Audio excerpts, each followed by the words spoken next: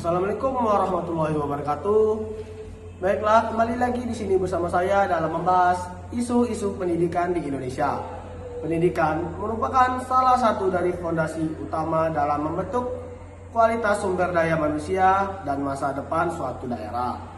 Namun, hingga kini masih terdapat wilayah-wilayah di Indonesia yang belum menikmati layanan pendidikan secara merata. Papua menjadi salah satu contoh nyata bagaimana tantangan geografi, sosial, dan kebijakan dapat memengaruhi akses dan kualitas belajar anak-anak. Kondisi di lapangan menunjukkan bahwa masih banyak masalah-masalah mendasar yang perlu menjadi perhatian serius pemerintah dan masyarakat untuk memahami lebih jauh.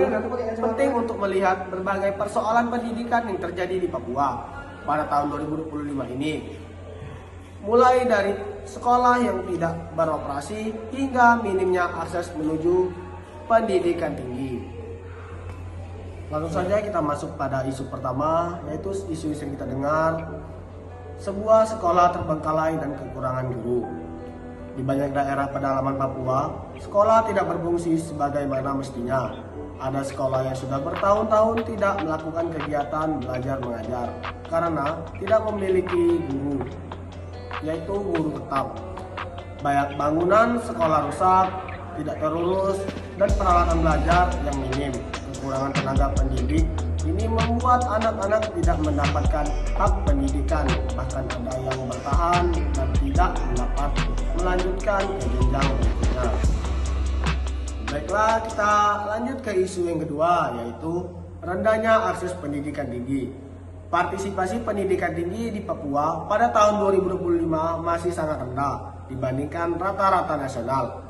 Banyak pemuda tidak bisa melanjutkan kuliah karena keterbatasan biaya dan sulitnya akses menuju kota, serta minimnya infrastruktur kampus di wilayah mereka. Kondisi ini membuat peluang mereka untuk meningkatkan kualitas hidup semakin terbatas dan memperbesar kesenjangan pendidikan dengan daerah lain. Selanjutnya kita akan membahas isu yang ketiga, yaitu sarana dan prasarana pendidikan tidak memadai. Fasilitas sekolah di banyak daerah Papua masih jauh dari standar. Banyak gedung sekolah yang tidak layak, akses internet sangat terbatas, dan peralatan belajar seringkali tidak tersedia. Perbedaan kualitas fasilitas antara daerah perkotaan dan pedalaman sangat nyata, sehingga kualitas pembelajaran menjadi tidak merata. Anak-anak di daerah terpencil lebih tertinggal.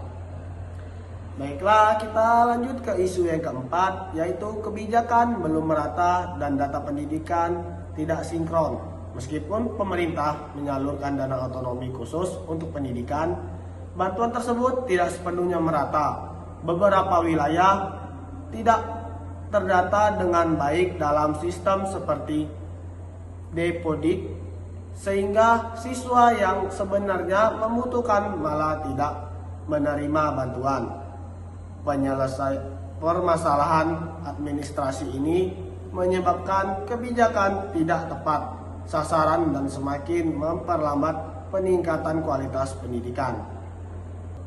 Baiklah, kita lanjut ke isu yang kelima, yaitu gangguan keamanan menghambat proses belajar di beberapa wilayah, khususnya daerah rawan konflik seperti Puncak Jaya.